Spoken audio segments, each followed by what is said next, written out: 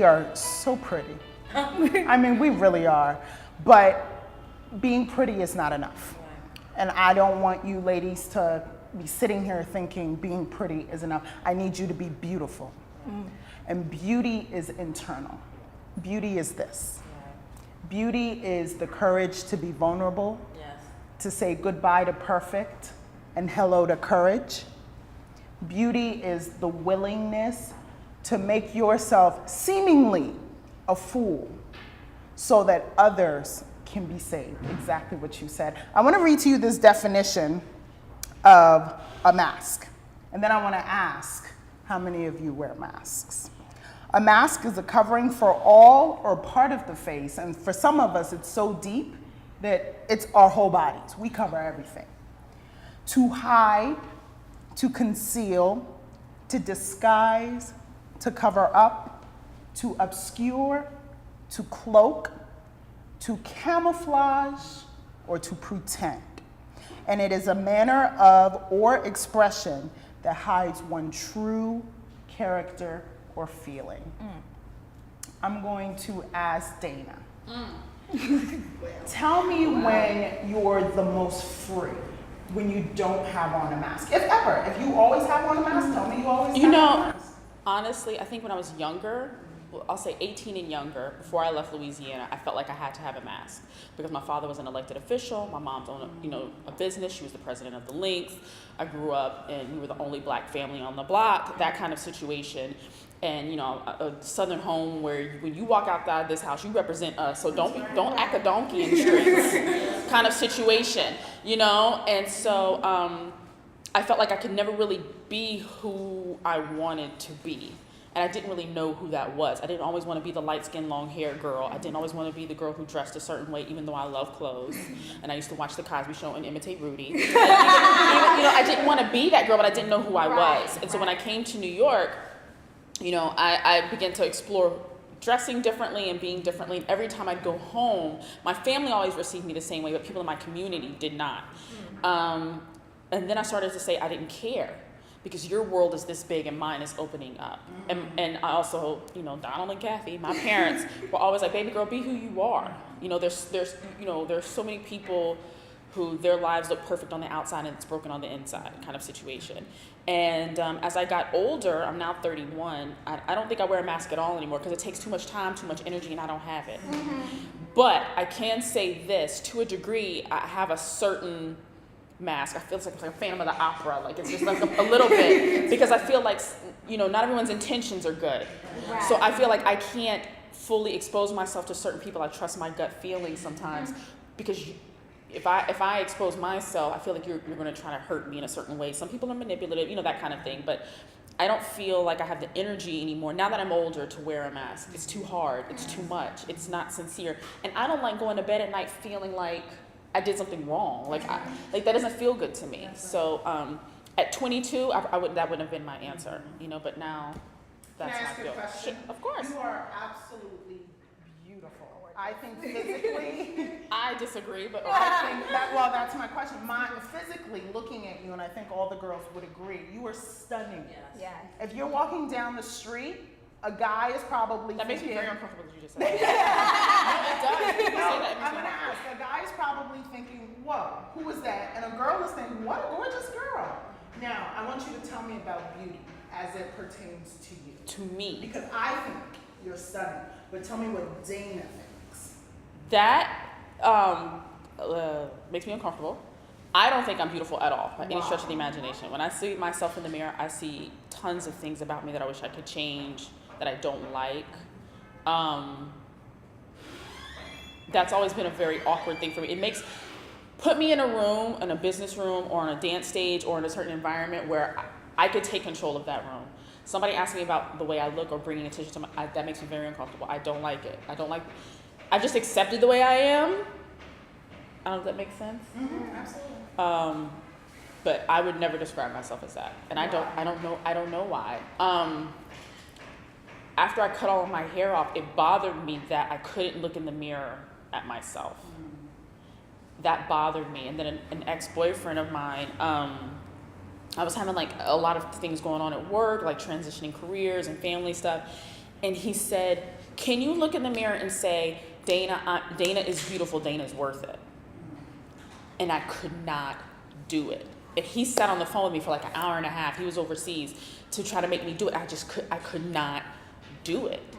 And I don't know. I think, I have breakouts and my hairline is this and then my eyes are this and I see girls, I see women all the time. I'm like, oh my God, they're so beautiful. I would never classify myself as that.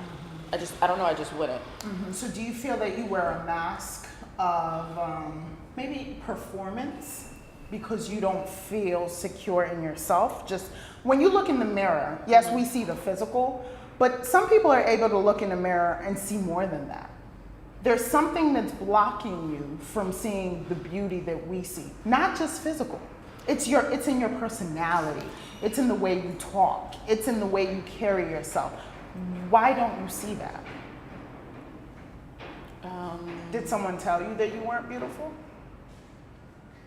I've been told I wasn't beautiful before. And how did that make you feel?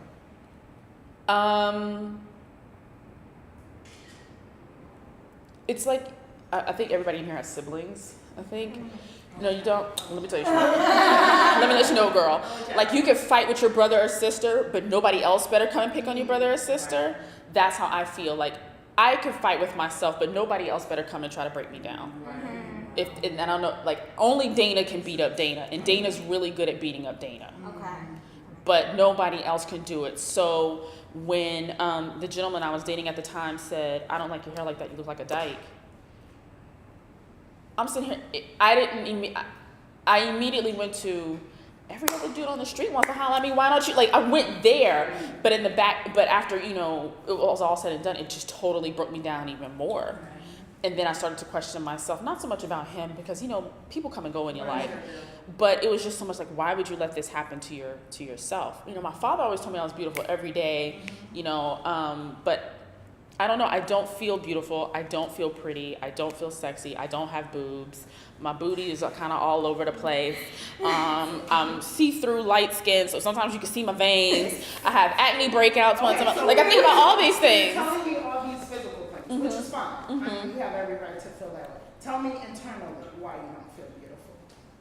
And then I'm going to come to Shamika because you're a makeup artist, so I'm going to talk about beauty with you as well.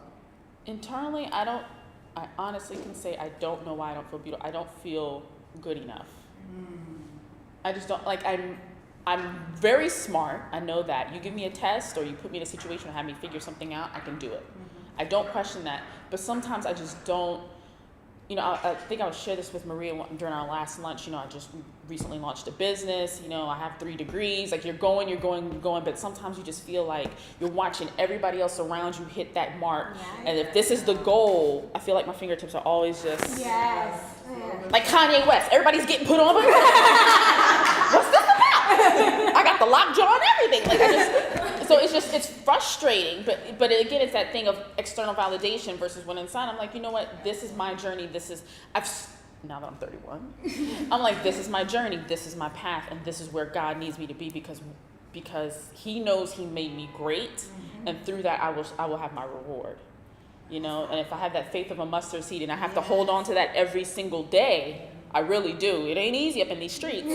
I have to know that it will come in some capacity, but I don't know. I really don't know what that answer is. There's a 16-year-old girl, a 5-year-old girl, a 3-year-old girl on the inside of you that is not healed. And if she is healed, she's not whole, which is a whole different thing. Because sometimes time will heal something, or at least it'll appear to be healed, but you didn't go through the process. So here you are at 40, at 31, at 28, and you're saying, wait a minute, why do I feel that way when I walk into a room full of other women? Why is that when a man passes me on the street, I look down because I don't feel worthy? That's what we need to discuss. Shamika, I wanted to ask you as a makeup artist, and I want you to speak from the deepest place of truth that you know for you. Okay. Tell me about beauty as it pertains to you. In my 29 years, I just turned 29, just what my definition of beauty has changed drastically. Even as a makeup artist and working with so many different people in medias, it's just shifted, and it's so ironic because it's no longer about the exterior for me. If you have an ugly soul, I feel like you're no longer attractive, no matter if you got the best Remy in your head, if you have the most expensive makeup on, that you flew in from Korea, none of that stuff matters. And I learned that, and I'm glad that I was shifted into this position as an artist, because it wasn't like that before. I thought, putting on makeup, I just thought it was so nice dressing up and, adding a little concealer, and, you just dolled up. But if you're not transparent, I feel that makes you so much more prettier. I think that makes you so much open and available to people, so people can relate to you and people could see themselves in you when you're transparent. So just an arena like this, I feel that everyone is breaking down and showing just how beautiful that they are. Do you feel beautiful? I do. And I learned that over the years because I started breaking down. I started becoming more real with my stuff. Even as an artist, I don't even like a full face of makeup anymore. It's just, it's funny because what I thought was perceived to be pretty is no longer beautiful to me. That's right. Me going out and just throwing on lip gloss, putting a nice bun on top of my head and going out, I feel the most prettiest. That's right. Because I'm raw and I'm real. And you can't lick your finger and take anything off my face because this is me. You can't, I'm at my realest, and you cannot take that from me. This is me.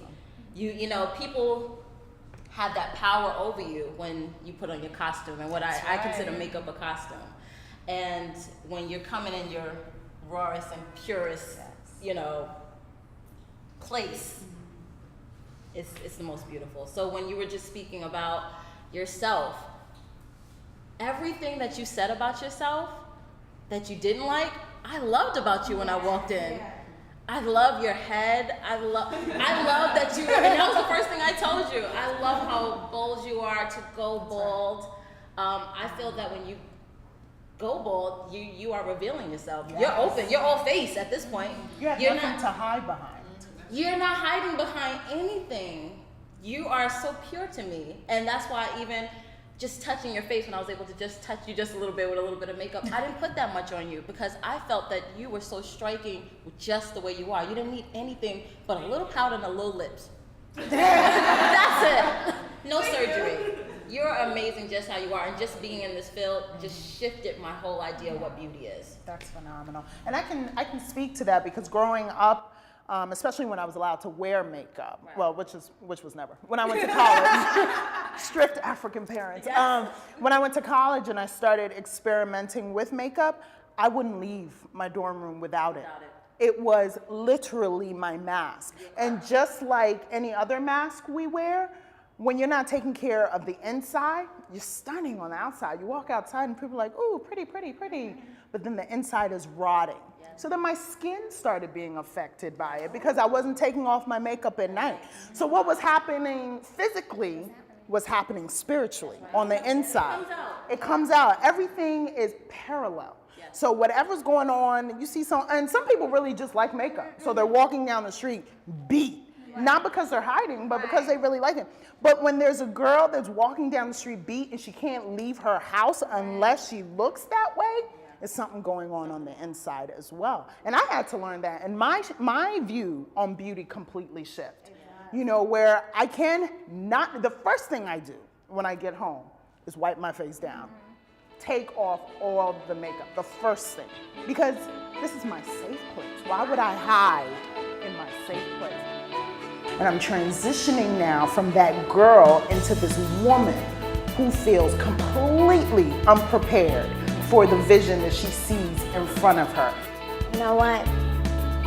No one else's opinion of me should change my opinion of me. Vulnerability is about having the courage to say, I acknowledge something's not right and I'm willing to fix it. And or I acknowledge that I'm in a new situation, but I'm willing to be confident and stand feet planted and embrace where I am. We're trained to think that vulnerability is a weakness. problem, you know, and it's a weakness. If I fail, it's on me because I never had to worry about anything. Whether or not the business will be a success does not scare me because I know it will. Right. Will I be in Saint-Tropez 2015 tossing bangs? Yes. You self-sabotage? Oh yeah, most definitely. I'm the worst.